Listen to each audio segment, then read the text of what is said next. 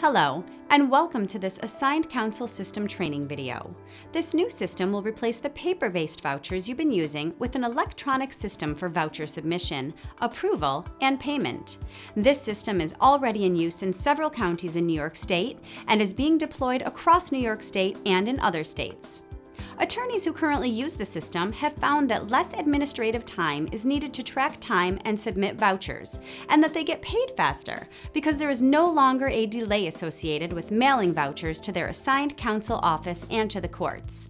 Instead, vouchers are all submitted to a common database where they are reviewed and approved online. In this video, we'll be learning how to navigate the software to track time against our cases and submit vouchers for payment.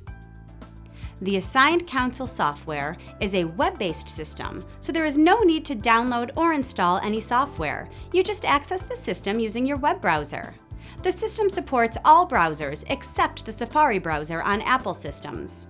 If you have an Apple computer, you can access the system from the Mozilla Firefox browser. The first time you log into the system, you'll be prompted to enter your user ID. This ID will be provided by your assigned counsel office. You will also be asked to change your password. Please keep your password secure, as it is intended only for your personal use, and you are accountable for all system activity that is done with your assigned login ID. Once you are connected to the system, it will show your open cases that have not yet been submitted. You can also modify the search terms in the upper left portion of the screen to search for specific cases or for cases that have already been submitted for payment.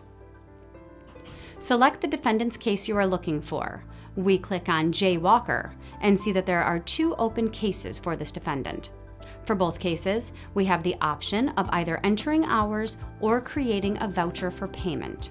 We want to add more hours, so we select Enter Service Hours. We see in the grid in the lower part of the screen that we have already entered time for this case. We also see a summary of hours entered in the upper right. To enter more time, we select the Add button, then enter a service date. The date can either be entered directly or by using the calendar feature as shown here. Then we select a service from the list and enter a number of hours. We also have the option of entering a comment to describe the service. In some cases, the system will require a comment depending on the type of service and the amount of time entered. We then use the Save button to save this entry, and we see that the entry has been added to the grid and that the totals in the upper right portion of the screen have been updated. Next, we use the Add button to create another time entry. We set the date and select a service from the list. We enter the number of hours and add a comment to explain the entry. We again hit Save and see the new entry in the grid and the totals updated in the upper right portion of the screen. Repeat the process if needed to accurately reflect the hours for each case. We have now completed time entry and are ready to submit a voucher for payment. We return to the search list, select our client, and use Add Voucher to start the voucher process. On the first voucher screen, we see Confirm the Disposition Judge, Court, and Date at the top of the screen. We see a summary of the case information and have the option to add cases to the voucher. Any case dispositioned on the same date in the same court can be added. We can also add any expenses at this point. This voucher will be for a single case, so we are ready to select the Next Step button at the bottom of the screen to continue. The second step is to enter disposition information and review hours. We start by confirming the court type and indicating whether or not there was a trial.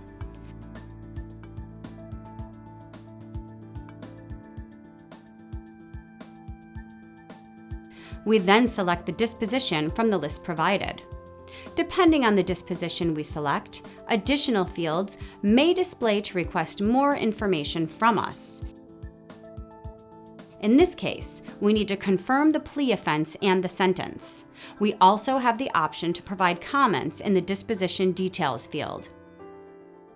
Next, we review the hours we submitted, and we have the option to add or change them before submitting. We are confident that the hours are correct, so we're ready to select Next Step at the bottom of the screen. The third step in the voucher process is to review and print the voucher. We see a summary of the voucher based on the information we've entered so far. We are required to print, sign, and save a copy of the voucher. The final step in the process is to select the box confirming that we have printed and signed the voucher, and then you can submit the voucher. At any point in the process, the previous step button is available to allow us to go back and make changes. Once we submit the voucher, it can only be changed by contacting the assigned counsel office. If any errors are detected during the voucher submission process, the system will highlight the error in red with a descriptive message explaining how you need to fix the error. After submitting the voucher, we come back to the search screen, select our client, and we see that for the case we just submitted, our only option is to view the voucher. We will also be able to see when the voucher is approved by the assigned counsel office and by the presiding judge, and when the voucher is ultimately paid. As we've discussed, this system will allow you to add hours for each case which you are assigned, review all information, and submit vouchers for payment. Once the system is live in your county, all your vouchers will be submitted online, and you will be able to review all your cases within the system. We are in the process of updating the system so that it is accessible from any tablet or mobile phone. These updates will include the ability to attach receipts for expenses to the voucher by taking a picture from your phone or tablet. Your assigned counsel office is fully trained in the use of the software and will be your primary point of contact to establish your login, communicate the dates when the system will be live for your county, and communicate policies for use of the system.